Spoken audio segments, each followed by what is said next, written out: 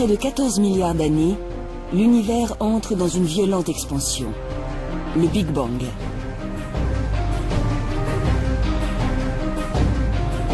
Le temps, l'espace, la matière et l'énergie surgissent du néant.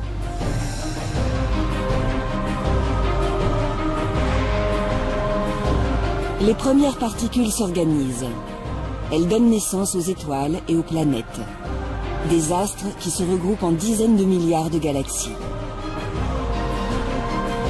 Au sein de ce déchaînement primordial, une petite sphère de 12 000 km de diamètre voit le jour. La Terre.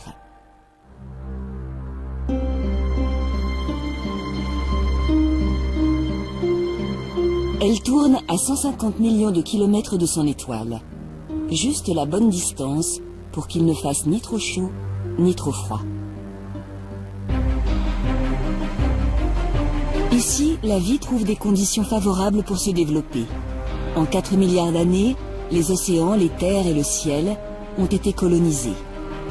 L'homme apparaît il y a seulement quelques millions d'années. Son intelligence lui a permis de s'adapter rapidement au monde qui l'entourait et petit à petit, il a assis son emprise sur la planète entière. Aujourd'hui, nous sommes plus de 7 milliards. Nous construisons toujours plus haut, nous voyageons toujours plus vite et nous communiquons instantanément partout à travers le globe. Nous maîtrisons la matière, l'énergie et même les mystères de la vie. Pourtant, nous restons bien vulnérables face à la puissance de la nature. Par hasard, une succession d'événements a abouti au monde tel que nous le connaissons. Par hasard aussi, ces phénomènes pourraient l'anéantir à jamais.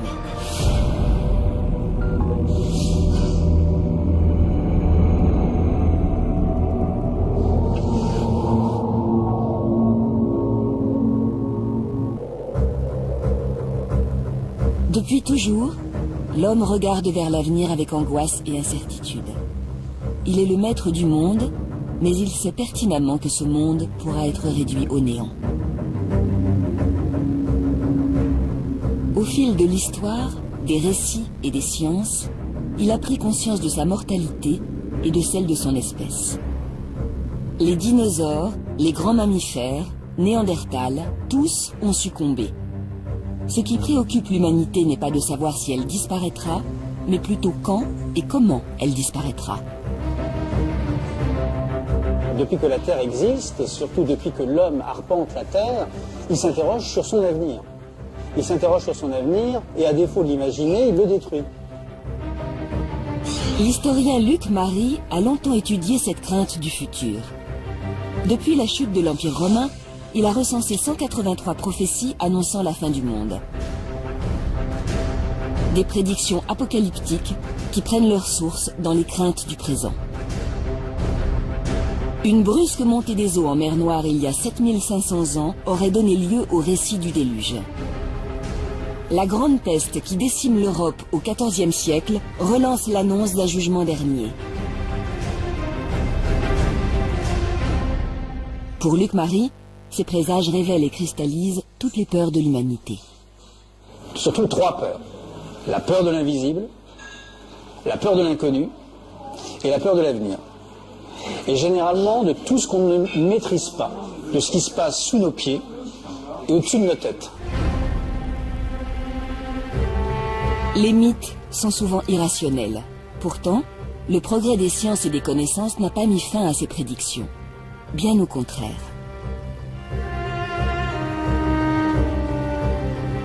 Les scientifiques nous ont appris que tout ce qui existe dans la nature est périssable. Et ils nous ont appris aussi que l'environnement terrestre est hostile. Donc les scientifiques ont rejoint quelque peu les religieux en disant que oui, en effet, on peut envisager une fin. Au-delà des croyances, la fin du monde serait bel et bien prévue par les scientifiques. Alors qu'en est-il vraiment ? Quel malheur risque de s'abattre sur nous? La première menace pourrait bien venir du ciel. Méconnue et inaccessible, il fut la scène privilégiée des prophéties au cours de l'histoire. On pensait que le ciel était intangible, que les astres étaient immuables. Alors dès qu'on voyait quelque chose bouger, on se demandait ce que ça voulait dire. Une nouvelle étoile dans le ciel, c'était l'annonce d'une future catastrophe. Au centre du ciel, le soleil radieux était honoré par les civilisations anciennes, il était observé, ses mouvements étaient répertoriés dans les premiers calendriers. Mais ses secrets demeuraient encore impénétrables. Le soleil, à ce moment-là, fascinait complètement toutes les religions, enfin de la religion des Mayas aux Égyptiens en passant par les Romains. Les Romains, par exemple, consacraient un jour au soleil, c'était le 25 décembre. Le 25 décembre, c'était le Sol Invictus, le jour du Sol Invictus, du soleil invaincu.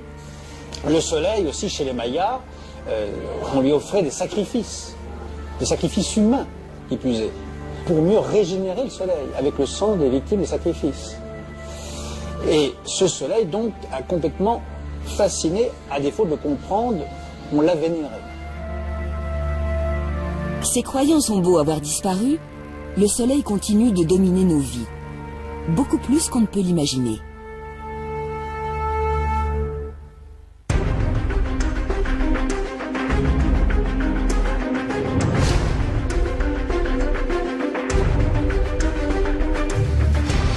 La science nous apprend aujourd'hui qu'il est loin d'être aussi calme qu'il en a l'air.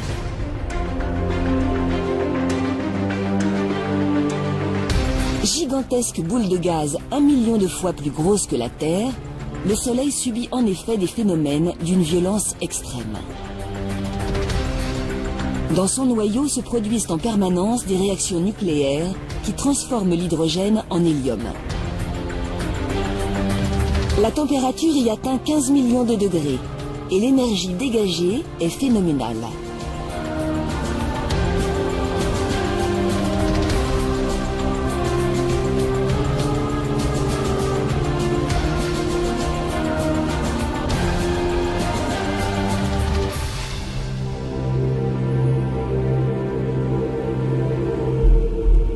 Ce bouillonnement incessant peut être troublé par des événements encore plus puissants, les éruptions solaires.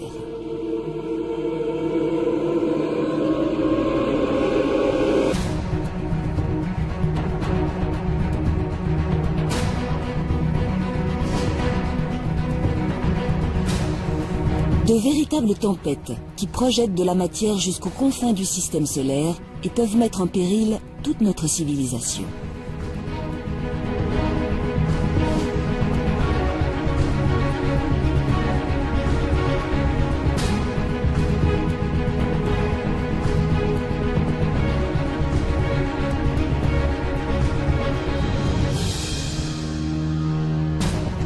En Belgique, l'Agence spatiale européenne a donc placé notre étoile sous très haute surveillance.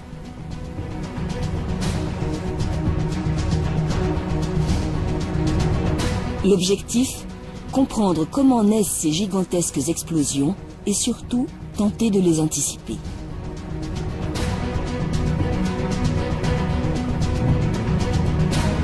Au sol, des télescopes scrutent l'activité du Soleil à l'affût du moindre sursaut. Plus haut, dans l'espace, là où l'atmosphère n'embarrasse plus les instruments, des satellites détectent, filment et enregistrent chacune de ces irrégularités, 24 heures sur 24. Juha-Pekka Luntama dirige ce vaste programme, baptisé Space Weather. Il y a des anomalies magnétiques à la surface du Soleil. Le champ magnétique du Soleil est tordu à certains endroits qu'on appelle des taches solaires. Ces régions sombres à la surface du Soleil.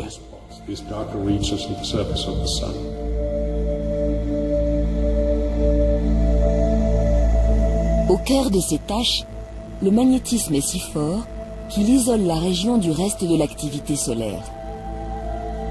Le centre de la zone se refroidit et devient plus sombre.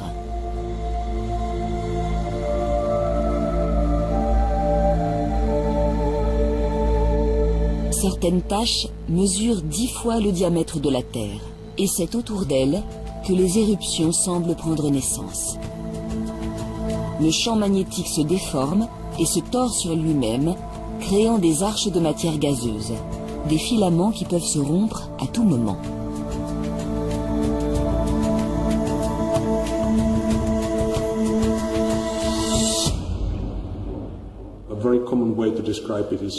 C'est comme un élastique.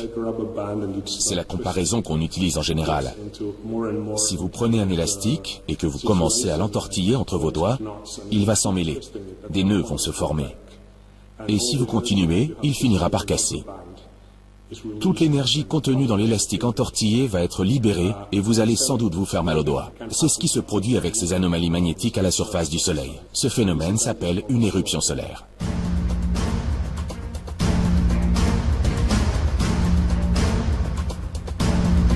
L'énergie retenue par le champ magnétique est relâchée d'un coup. Le rayonnement émis équivaut à celui de plusieurs millions de bombes nucléaires. En parallèle, des milliards de tonnes de matière sont violemment projetées dans l'espace. Lorsqu'une telle éruption se produit en direction de la Terre, cette matière solaire fonce vers nous à une vitesse prodigieuse, plusieurs millions de kilomètres/heure.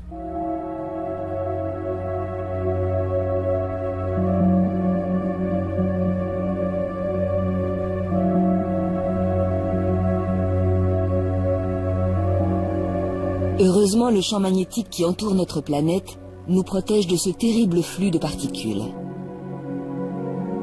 Il dévie leur trajectoire et les envoie vers les pôles, où elles frappent l'atmosphère en générant un spectacle magnifique, les aurores polaires.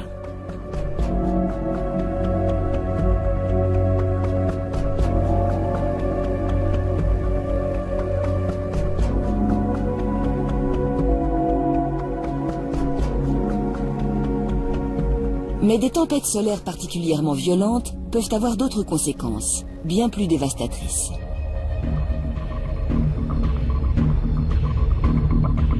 Le rayonnement émis par le Soleil viendrait irradier la haute atmosphère et changer sa composition.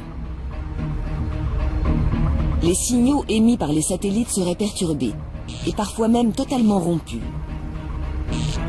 Système de navigation et de guidage, télévision, Internet, téléphone portable, notre réseau mondial s'effondrerait.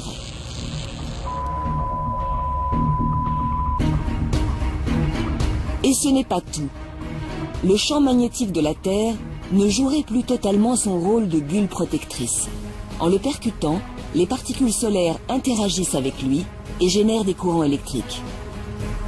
Elles provoquent des orages magnétiques.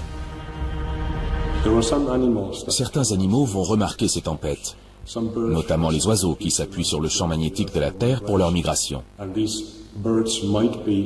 À cause de ces tempêtes, ces oiseaux seront momentanément désorientés. Mais le problème principal avec ce genre d'événement vient de la présence sur Terre d'infrastructures conductrices, comme les lignes à haute tension, surtout celles orientées nord-sud. Les lignes à haute tension vont agir comme des transformateurs sur ces courants électriques présents dans la magnétosphère.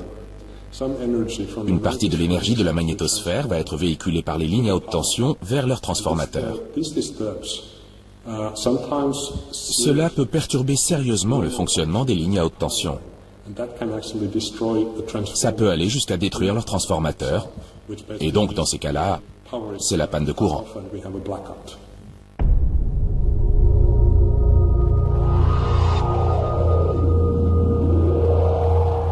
Déjà, en 1989, une importante éruption solaire a provoqué une coupure totale d'électricité au Québec, plongeant la région entière dans le noir. En 2003, le scénario s'est reproduit en Europe du Nord. Mais la tempête solaire la plus grave remonterait à 1859. Cette année-là, des aurores polaires sont visibles jusqu'à Cuba. L'orage magnétique associé aurait touché la quasi-totalité du globe, mettant les réseaux télégraphiques hors service. Si un tel événement se reproduisait aujourd'hui, le monde entier serait paralysé. Transport, télécommunications, éclairage, plus rien ne fonctionnerait. L'humanité devrait réapprendre à vivre sans électricité.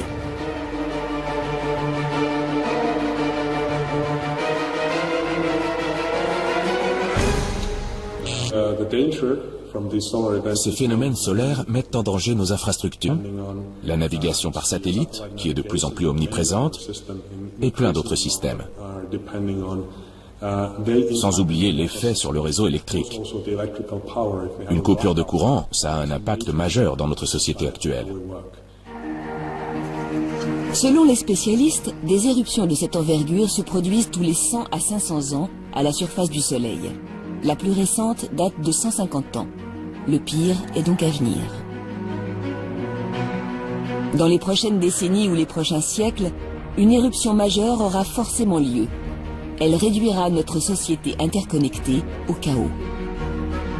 Les colères du Soleil pourraient donc anéantir notre civilisation et renvoyer l'homme à l'aube de son existence. Serait-ce la fin du monde pour autant? Peut-être pas. Ou du moins pas tout de suite. L'astre qui nous réchauffe et nous éclaire depuis toujours n'est pas éternel. Âgé de 4,6 milliards d'années, le Soleil est déjà une étoile mature à l'échelle des temps de l'univers. Au fil de sa vie, sa luminosité n'a cessé d'augmenter. Il chauffe notre planète de plus en plus et continuera de le faire en vieillissant. Un cycle infernal va alors s'enclencher.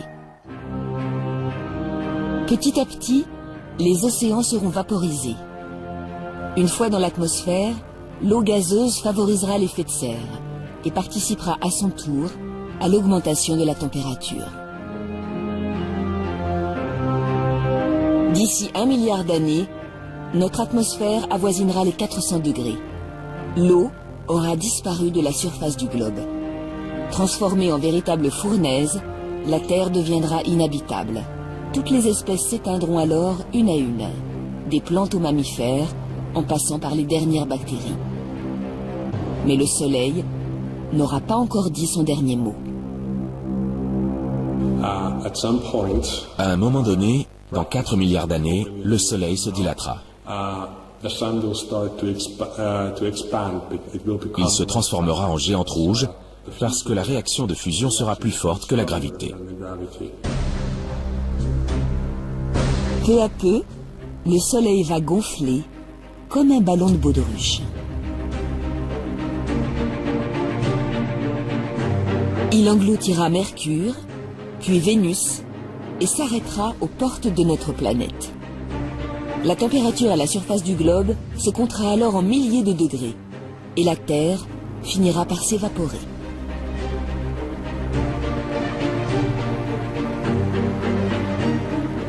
Le Soleil terminera ensuite sa vie. Il s'effondrera sur lui-même et se refroidira. La géante rouge deviendra naine noire, une étoile morte. La fin du monde aura donc bien lieu. La Terre née avec le Soleil disparaîtra avec lui.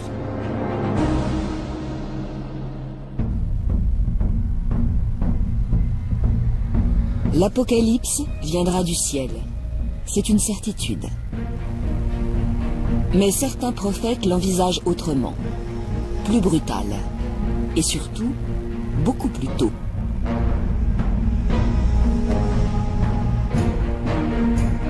Dans le livre du Nouveau Testament, Saint Jean décrivait déjà des cataclysmes soudains. Ils sont provoqués par les 7 anges de l'Apocalypse. Le premier sonna de la trompette, une grêle de feu mêlée de sang se précipita sur le sol, le tiers du sol brûla, ainsi que le tiers des arbres et toute plante verte. Une description très symbolique. Il faut attendre le progrès des sciences au siècle dernier pour que la menace se fasse plus précise.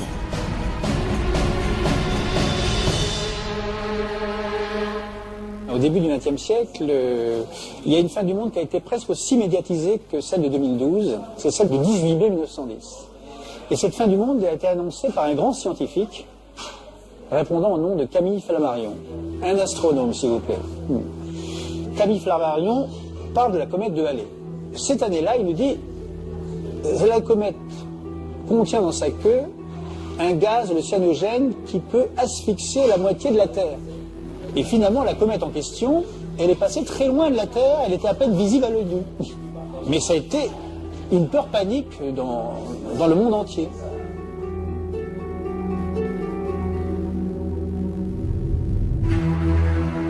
La fin du monde, c'est toujours le reflet des angoisses d'une époque. Au XXe siècle aussi, dans beaucoup de films, parce que le XXe siècle, on peut le découvrir à travers les films. Et ce qui est récurrent aussi, c'est les astéroïdes qui percutent la Terre. Cette fois-ci, la description des films hollywoodiens est sans ambiguïté. Un bloc rocheux de plusieurs millions de tonnes fonce à travers l'espace et percute la Terre de plein fouet. Voilà le scénario qui pourrait sonner le glas de la vie sur Terre. Un scénario tout à fait envisageable si l'on en croit les spécialistes.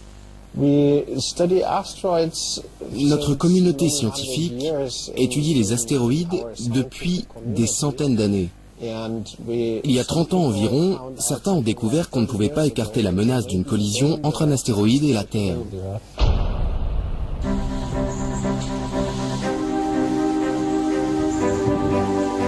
Detlef Kochny a commencé à s'intéresser aux astéroïdes en tant qu'amateur. Il observe le ciel depuis l'âge de 14 ans. Aujourd'hui, il dirige le programme de surveillance des Near Earth Objects de l'Agence spatiale européenne aux Pays-Bas. Appuyé par des équipes à travers le monde, il tente de comprendre l'histoire de ces objets qui croisent régulièrement la Terre. Le système solaire s'est formé à partir d'un grand nuage de gaz et de poussière. Le Soleil s'est formé au centre, il produit de l'énergie, et tout autour du Soleil, les planètes sont apparues. Mais il restait des particules de matière qui ont formé de petits objets. Ces objets peuvent avoir une dizaine, peut-être d'1 kilomètre ou même de centaines de kilomètres de diamètre. Et ces objets, ce sont des astéroïdes. Aujourd'hui, les astéroïdes sont rassemblés dans la ceinture principale, entre Mars et Jupiter, dans la ceinture de Kuiper, au-delà de Neptune, et dans le nuage d'Oort, aux confins du système solaire.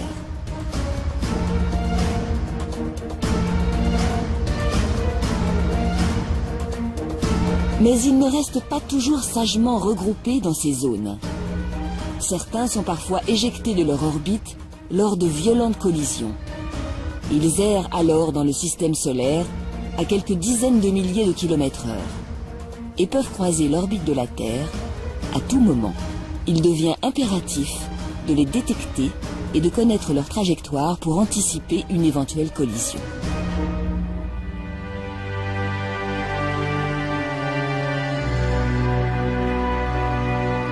Couplés avec une caméra, des télescopes du monde entier scannent le ciel étoilé, à l'affût de la moindre menace.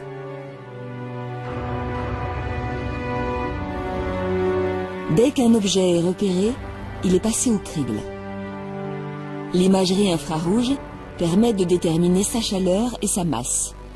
Les radars affinent l'estimation de sa taille. D'autres techniques permettent de déduire sa composition, roche ou métal. Les ordinateurs prennent ensuite le relais.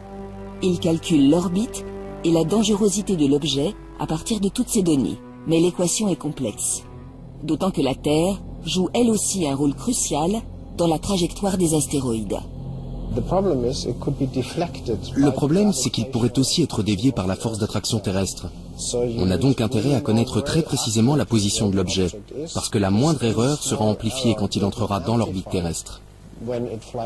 Et si l'on se trompe, l'objet pourrait entrer en collision avec notre planète à son prochain passage dans l'orbite terrestre. Nous devons donc observer en permanence les objets pour pouvoir suivre leur position exacte.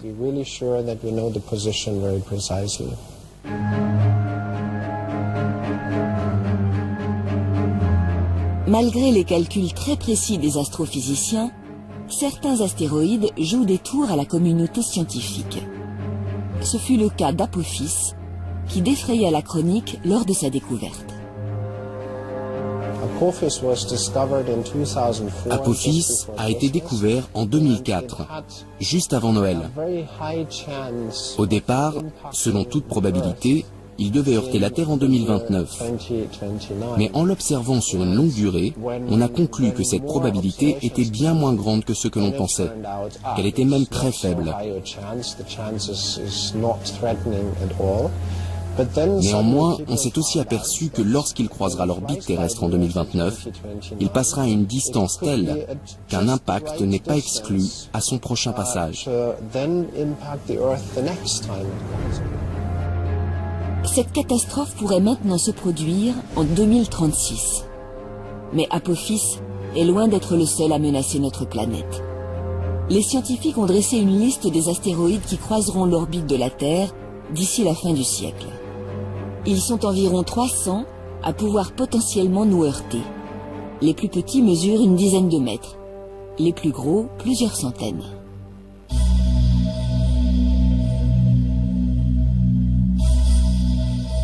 « 2010 AU-118, 894 mètres de diamètre et une chance sur 60 millions de nous percuter. 1979 XB, 681 mètres, une chance sur 2 500 000. 1999 RQ-36, 560 mètres et une chance d'impact sur 1410. Plus l'astéroïde est grand, plus l'impact sera dévastateur. Pourtant, la menace la plus sérieuse ne mesure que 140 mètres. Elle s'appelle 2011 AG5. L'objet a une chance sur 500 de venir nous frapper, peut-être en 2040. Nous ne savons pas exactement où. Il faudra attendre le dernier moment.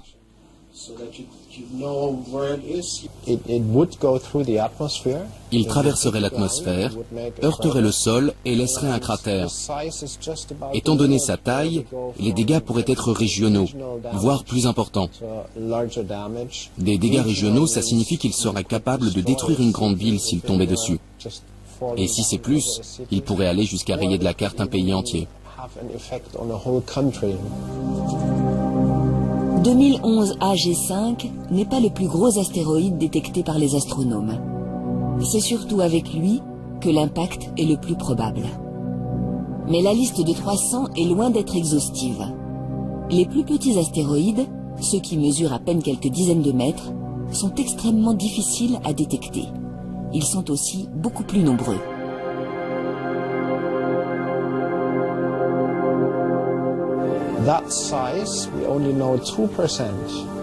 On ne connaît que 2% des objets de cette taille. Il en reste donc 98% que nous ne connaissons pas. C'est pourquoi nous avons besoin de toujours plus de télescopes pour pouvoir découvrir ces objets. 2%, ce n'est pas beaucoup. Moins d'un 20e de ces objets ont été détectés. Et pourtant, s'ils ne détruiraient pas un pays entier comme leurs confrères, ils pourraient tout de même raser une grande ville. Les scientifiques continuent leurs recherches, et les menaces ne manquent pas. Un astéroïde, connu ou non, pourrait très bien nous foncer dessus avant la fin du siècle. Sans parler de fin du monde, les dégâts seraient considérables. Des millions de personnes succomberaient. Face à ce risque, les chercheurs envisagent tous les moyens d'éviter la catastrophe. Si l'objet est relativement petit, c'est très simple. Vous évacuez la zone de l'impact.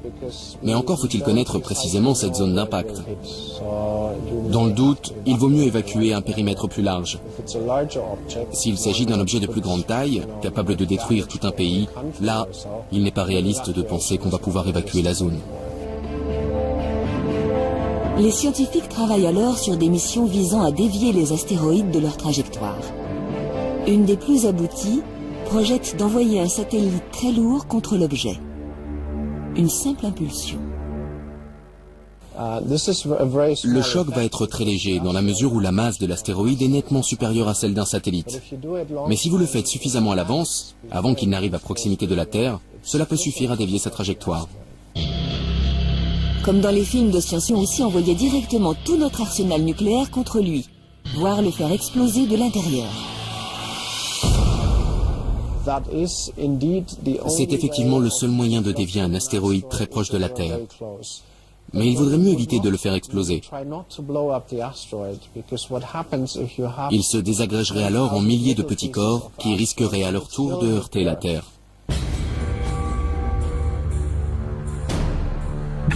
Nous ferions donc exploser les têtes nucléaires juste à côté de l'astéroïde. L'énergie déployée permettrait peut-être de le dévier suffisamment, même au dernier moment. Ces solutions sauveraient un pays entier de la catastrophe, à condition de voir la menace venir. Cependant, il existe des astéroïdes contre lesquels nous ne pourrions rien faire.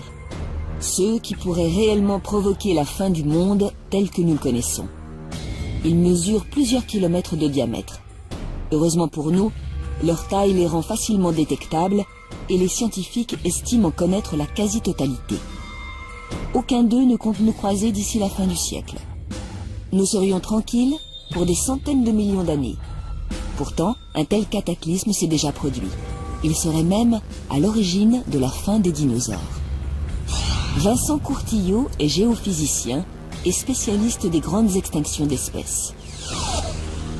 On pense qu'un astéroïde de 10 km de diamètre est tombé sur la Terre, quelque part au Yucatan, au Mexique, il y a 65 millions d'années. Ce choc aurait provoqué un cratère de plus de 100 km de diamètre, de 40 km de profondeur au moment de l'impact. Il aurait vaporisé de la matière de la croûte qui avait été impactée par l'astéroïde. Il aurait projeté dans l'atmosphère des particules chaudes, des gaz, du gaz carbonique, du gaz sulfureux, des pluies acides, tout un tas de catastrophes qui auraient gravement affecté la vie. Ce sont les 2/3 de toutes les espèces vivant à la surface de la Terre à cette période-là qui ont disparu en une période qui est de l'ordre, pour le géologue, du million d'années. Une crise d'extinction massive. Une hécatombe planétaire. Mais pour beaucoup de scientifiques, l'impact d'astéroïdes ne suffit pas à lui seul à expliquer un tel cataclysme. Il se serait produit au même moment un volcanisme hors norme qui métamorphosa la surface de la Terre pendant près d'1 million d'années, les trappes du Décan.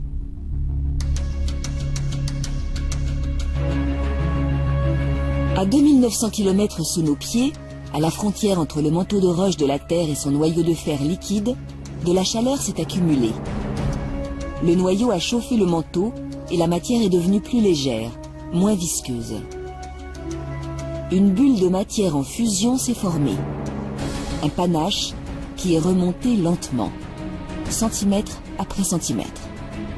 Des millions de kilomètres cubes de matière volcanique arrivent maintenant sous la croûte terrestre, à quelques centaines de kilomètres sous nos pieds.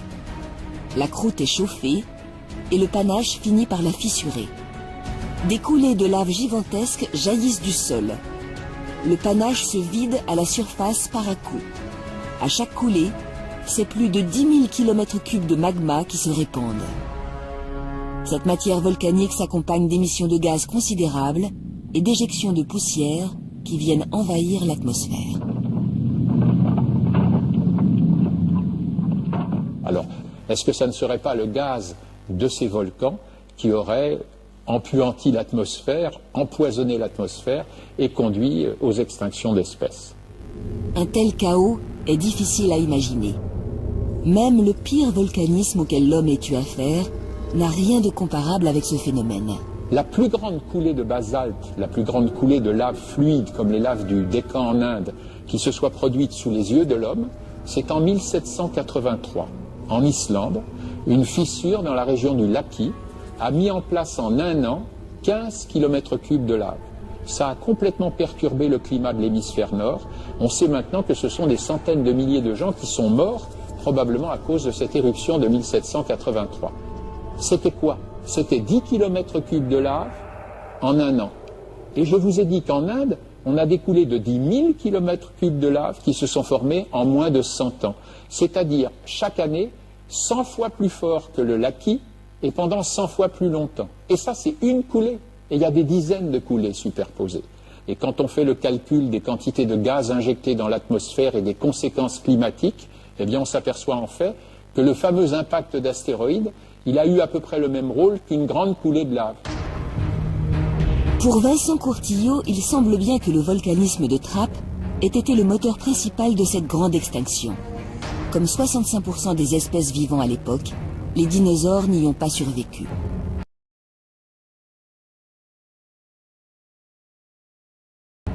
Mais à force d'enquête, les géologues ont découvert autre chose. Cette extinction n'a rien d'unique. En remontant le temps, ils ont mis la main sur la crise la plus meurtrière que la Terre n'ait jamais connue. Un panache volcanique est remonté par la Sibérie cette fois-ci, il y a 250 millions d'années. La Terre fut plongée dans l'apocalypse.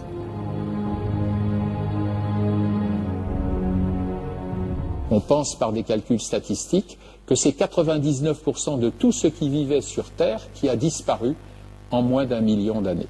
Et vous voyez qu'on peut parler là, pour la biosphère, d'une quasi-fin du monde, puisqu'on est passé à 1% de la disparition de la vie sur Terre. Donc, il y a 250 millions d'années, on est passé à un cheveu d'une vraie fin du monde, et 5 ou 6 fois dans l'histoire géologique des 500 derniers millions d'années, il s'est produit une crise de ce type. Les trappes ont donc régulièrement sonné la fin d'un monde. Et cela se reproduira, forcément. C'est un phénomène inhérent à l'activité de la Terre. Les continents dérivent, les montagnes se créent et les volcans grondent. On a vu qu'en moyenne, il y a une éruption de ce type tous les 30 millions d'années. La dernière fois qu'il y a eu une grande éruption de ce type, c'est en Éthiopie, il y a 30 millions d'années. Alors si je vous dis, la dernière était il y a 30 millions d'années, la prochaine c'est maintenant. Mais c'est maintenant à l'échelle du million d'années, et en sachant que quelquefois ça peut être 10 ou 100 millions d'années entre deux éruptions. Que sommes-nous face aux millions d'années? Face à un ciel assombri par les gaz et les poussières volcaniques.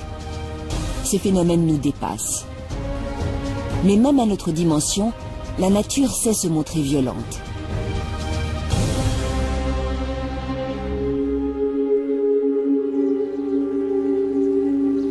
En l'an 79, les habitants des cités de Pompéi et d'Herculanum découvrent la colère du Vésuve. Des milliers de personnes périssent sous un nuage de cendres. Les chrétiens de l'époque y voient un signe de la fin de l'Empire romain.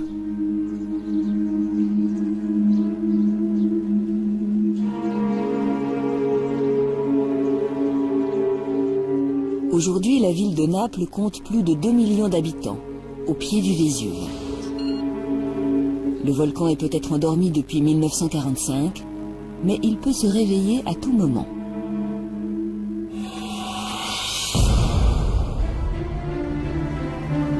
Et il n'est pas le seul à menacer l'agglomération napolitaine. De l'autre côté de la baie se trouvent les champs Flégréens. Une caldeira, un vaste cratère d'une dizaine de kilomètres, à l'intérieur duquel vivent 200 000 personnes. Moins connu, ce volcan est au moins aussi dangereux que son voisin. Il y a 35 000 ans, il démontra son potentiel destructeur en éjectant plus de 150 km3 de matière volcanique, 50 fois plus que le Vésuve lors de la destruction de Pompéi. Depuis 500 ans, les scientifiques croyaient les champs flégréens plus sages. Mais il y a 30 ans, le sol est remonté de plus de 3 mètres. Ce mouvement s'est accompagné d'une dizaine de milliers de séismes en l'espace de seulement 2 ans. Aldo Zollo, sismologue, a mené l'enquête. Si on regarde la composition des gaz qui sont émis ici, ils ont une origine profonde et une origine liée à la présence d'un magma. Donc on parle d'une couche de magma, un magma seal, à une profondeur de 8-10 km, avec une épaisseur de l'ordre d'1 km, mais étalée sur plusieurs dizaines de kilomètres carrés, ça fait des quantités énormes en fait, de magma disponible pour une éruption éventuelle. Finalement, là, on est dans quelque chose qu'on ne connaît pas encore très bien. Les habitants de Naples vivent à l'ombre de 2 monstres endormis. Nous ne comprenons toujours pas précisément les mécanismes de leurs éruptions. La ville doit donc les surveiller en permanence. Depuis 1841, Naples accueille le plus ancien observatoire de volcanologie, l'Osservatorio Vesuviano. L'observatoire a développé un réseau destiné à suivre les moindres mouvements des volcans au quotidien. On a bien sûr la sismologie, donc les réseaux sismiques pour détecter les sismes. On a les réseaux géodésiques à terre et spatial pour détecter les déformations. On a les réseaux de mesure des gaz, donc la géochimie. les températures, et toutes ces données sont directement centralisées au centre de récolte de l'Observatoire Vésuvien. Le but de ce réseau est de pouvoir détecter la plus petite anomalie par rapport au fonctionnement normal des deux volcans. En parallèle, volcanologues et sismologues travaillent avec la protection civile. On ne peut pas empêcher une éruption. Face au grondement d'un volcan, l'évacuation est notre seul recours. D'une part, il y a les temps qui sont nécessaires pour effectuer certaines actions de mise en sécurité. Par exemple, mettons qu'on veut protéger la région autour de ce volcan, combien de temps j'aurais besoin pour mettre en sécurité, donc évacuer les personnes. Et nous savons que ces mécanismes de déplacement des populations ne sont pas immédiats. Et donc, il faut être prêt pour agir le plus rapidement possible. Les scientifiques sont sur le qui-vive. Ils sont pourtant confrontés à un second problème. Une activité sismique hors norme. Une remontée de gaz ou une augmentation de la température sont autant de signes annonciateurs d'une éruption. Mais parfois, rien ne se passe. Plus on souhaite déclencher l'alerte en amont de la catastrophe, plus on risque la fausse alerte et le déplacement de dizaines de milliers de personnes. La société doit être prête à ce compromis. C'est le prix à payer pour vivre en sécurité au sein d'une nature brutale. Qu'est-ce qu'il existe entre ces volcans que nous connaissons à l'échelle humaine et les énormes trappes où nous avons chiffré les volumes de lave en millions de kilomètres cubes? Donc entre kilomètres cubes et millions de kilomètres cubes, est-ce qu'il y a quelque chose d'intermédiaire? Eh bien oui, il y a ce qu'on appelle les super-volcans ou super-éruptions. On retrouve ces super-volcans un peu partout sur notre planète. Comme pour les champs flégréens de Naples, ils se présentent sous la forme de vastes cratères où la nature a repris ses droits. Yellowstone, aux États-Unis, est sans doute le plus connu d'entre eux. Un parc naturel calme et parfois jalonné de geysers. Mais cette activité hydrothermale trahit la présence d'un volcan. Ce que les géologues ont découvert, c'est dans toute cette région, sur des milliers de kilomètres carrés, des cendres volcaniques dont ils ont vu que le volume était en fait considérable et qu'ils ont daté en utilisant les isotopes, et ils se sont aperçus que ces éruptions avaient le même âge. Les scientifiques ne s'attendaient pas à cela. Toutes les cendres ne proviendraient que de 3 éruptions majeures. Elles auraient eu lieu dans les 2 derniers millions d'années. Les chambres magmatiques des volcans actuels que nous connaissons sont de l'ordre de quelques kilomètres cubes du volcan. Les chambres magmatiques des super-éruptions devaient faire quelques milliers de kilomètres cubes. Plus de 2000 km3 de magma éjectés en une seule éruption. 1 millier de fois plus que le Vésuve lors de la destruction de Pompéi. C'est quelque chose d'assez effrayant quand sans doute sur des centaines de kilomètres carrés, des fontaines de lave et des explosions et des effondrements de calderas se produisent en même temps. Mais on ne pense pas que ce soit vraiment des fins du monde. Pour le Yellowstone, c'est plus de la moitié des États-Unis qui seraient dévastés. Mais là encore, ces éruptions sont difficiles à prévoir. Nous ne pouvons pas les étudier à l'échelle des millénaires. Nous savons simplement que le Yellowstone est entré en éruption tous les 700 000 ans environ. La dernière date de 640 000 ans. Et la prochaine? Dans 1000 ans? 10 000 ans? Nos lointains descendants verront ce monstre à l'œuvre. Une vision apocalyptique sans doute, mais pas de fin du monde annoncée. Le mot apocalypse, ça veut dire révélation.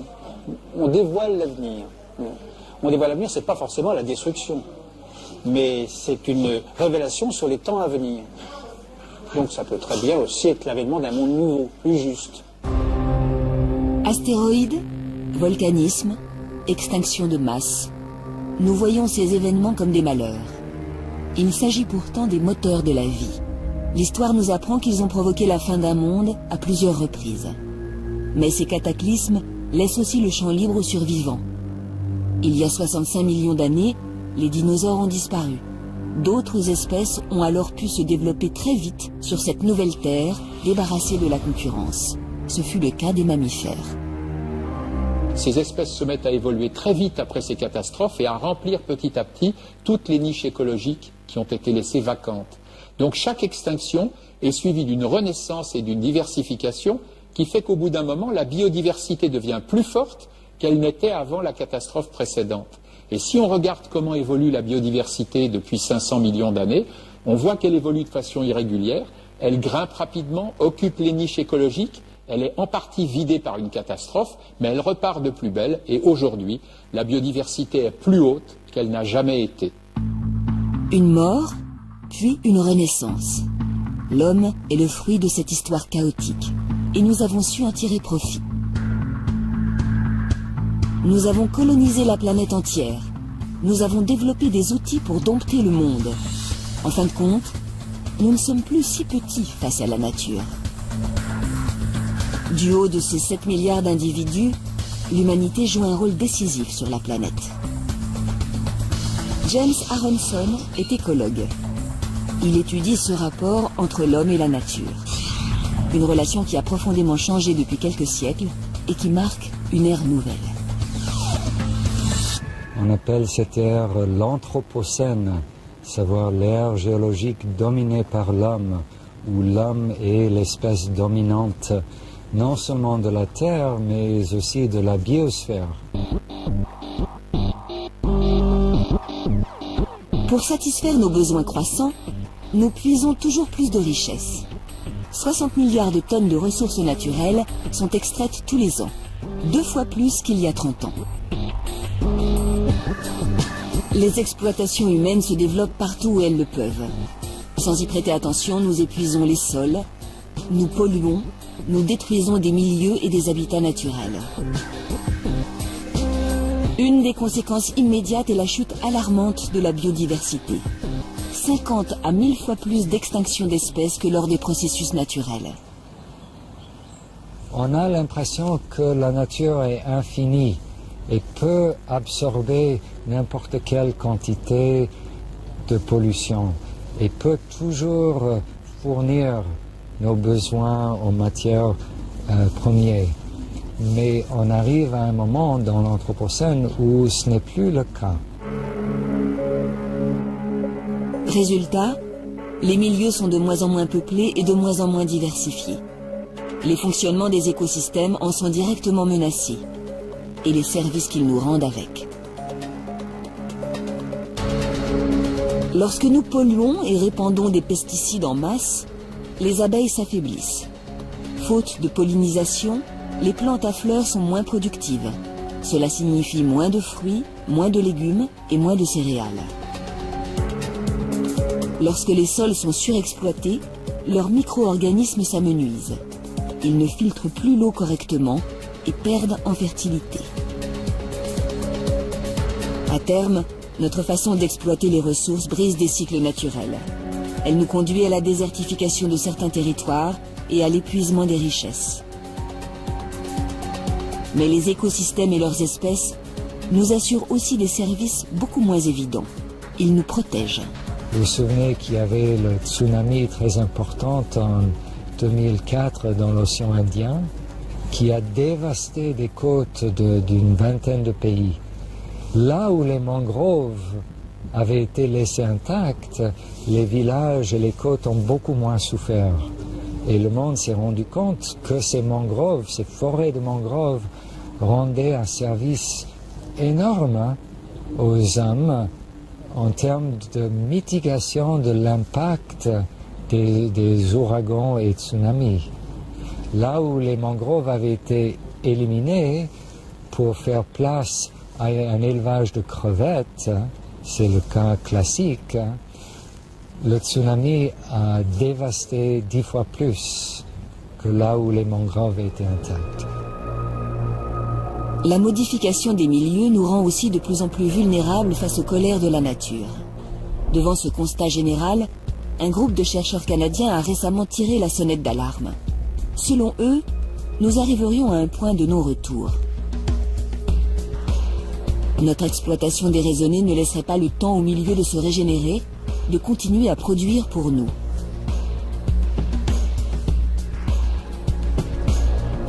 Il arrivera un jour où nous ne pourrons plus rien tirer de la nature, et il sera trop tard pour faire marche arrière.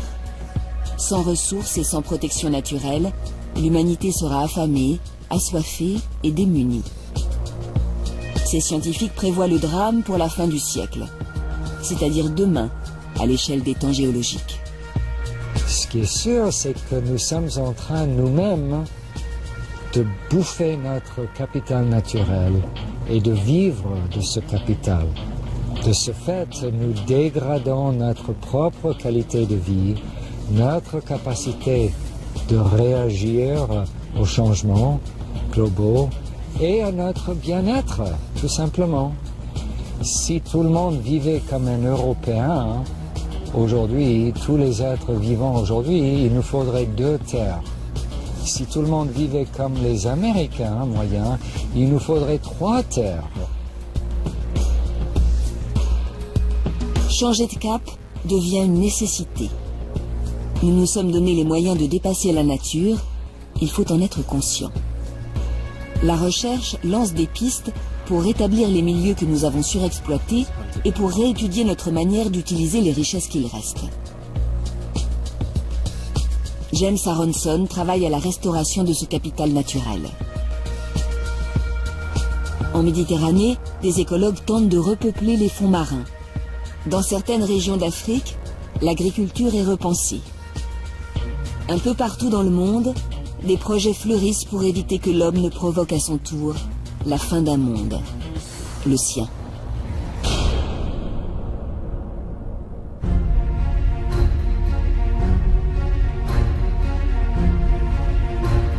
La peur de l'apocalypse a accompagné l'humanité tout au long de son histoire. À travers les mythes, les religions et les croyances, nous avons toujours pressenti la fin du monde. Et nous n'avions pas tort. La biologie nous a appris que la durée de vie moyenne d'une espèce, c'était au mieux quelques millions d'années, sauf des espèces exceptionnelles. Nous existons depuis 1 million d'années. Est-ce que nous survivrons à l'échelle du milliard d'années par les extraordinaires propriétés de notre propre espèce, ou est-ce qu'au contraire nous nous ferons disparaître plus vite? Ça reste le grand point d'interrogation. Notre génie et nos technologies nous permettent de connaître les menaces qui guettent et de maîtriser notre avenir. Les astrophysiciens pointent leurs télescopes vers le ciel, les géologues vers les entrailles de la Terre, et nous apprenons depuis quelques années qu'il est aussi nécessaire de les tourner vers notre espèce. Car la fin pourrait arriver plus rapidement que prévu. En serons-nous les témoins ?